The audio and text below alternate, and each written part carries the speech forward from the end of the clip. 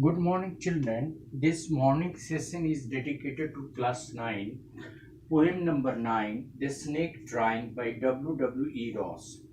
Well, most of us think snakes as a fearsome, creature who is cause of death for mankind. But that is just contradictory to what the poet has written about this poem. Here in this poem, the snake itself is a victim, and therefore the poet is telling that we need to make a pause and be rational.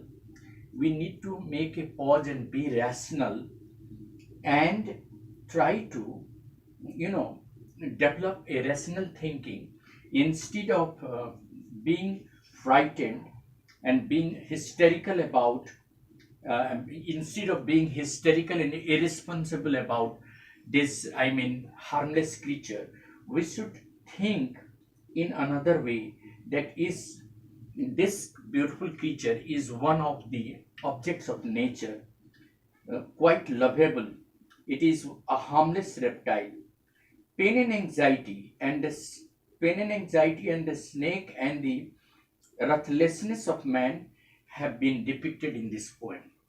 So what the poet is trying to appeal to the readers, that we should be a little bit patient and stop and look rationally at this beautiful creature instead of being ruthless, and instead of being quite fearsome, instead of being hysterical and irresponsible.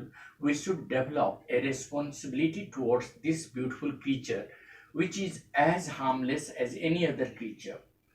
The summary of the poem is as follows: Snake is one of the many beautiful creations of nature.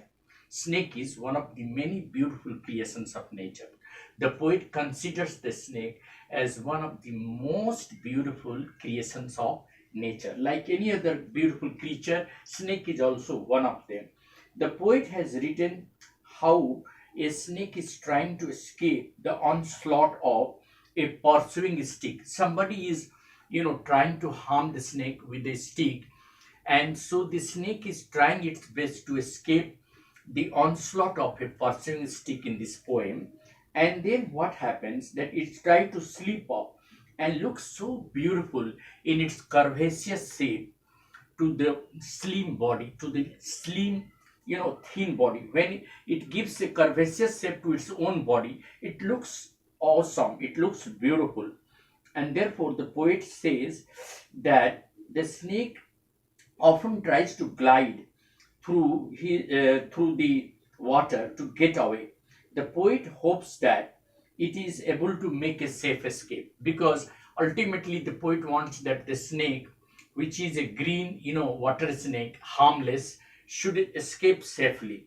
So after some time, the poet finds that the snake has just hidden in the green reeds, the green grass, seagrass, and therefore the seagrass has acted as a disguise and saved the snake from any harm. So ultimately, the poet's indication is to pay attention to the safety of the snake, not to harm the snake, because like any other creature, a snake is also harmless. Whenever it looks at human being, it tries to run away.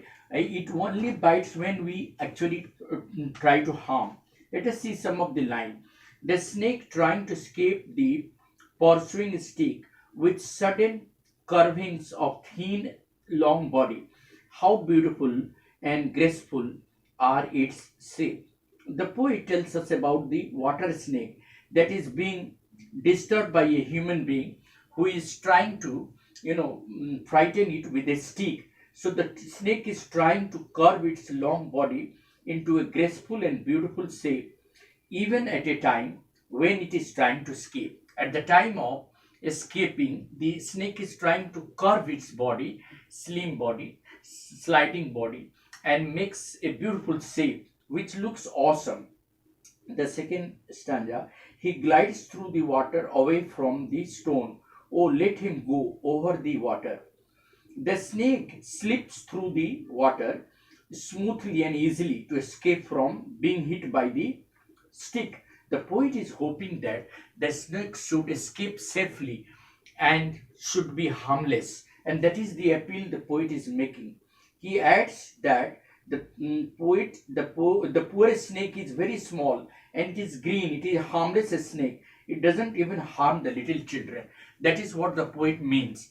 The poet means that the green, water snake is quite harmless. Even it doesn't harm the children. And the final stanza, along the sand he lays until observed and chased away, and now he vanished in the ripples among the green, slim reeds. In the final stanza, the poet is just making another depiction that when it is trying to it was noticed on the sand while the poet was lounging on the sand. He noticed the green water snake, but after some time, when it was disturbed by someone, then it started because someone was pursuing it with a stick. When the snake saw somebody, giving onslaught with a stick, he just vanished from the water and remained hidden under the reeds, under the seagrass. So the green seagrass, the leaves of the water reeds covered his body because he was green in color. So it was just a kind of camouflage that was given by the green grass, and that is how the nature protects another object of nature. The implication is that nature is always protective of any other creature. Only human being disturbs the balance of nature. So we should be sensitive enough and give a pause and be responsible and rational about any other creature like a snake. So in the entire poem, the poet's intention and pursuit is to make an appeal to the people not to be hysterical and irresponsible towards this beautiful harmless creature, which is a green water snake, which is just harmless for the children also. So the entire poem is just an appeal that we should love nature rather being irresponsible and, reckless and hysterical. We should be rational and give a pause and look at this beautiful creature which has been created by God, who has also created us. So this beautiful nature is an object of praise and admiration rather than fear and victimization. Thank you very much. Have a nice day.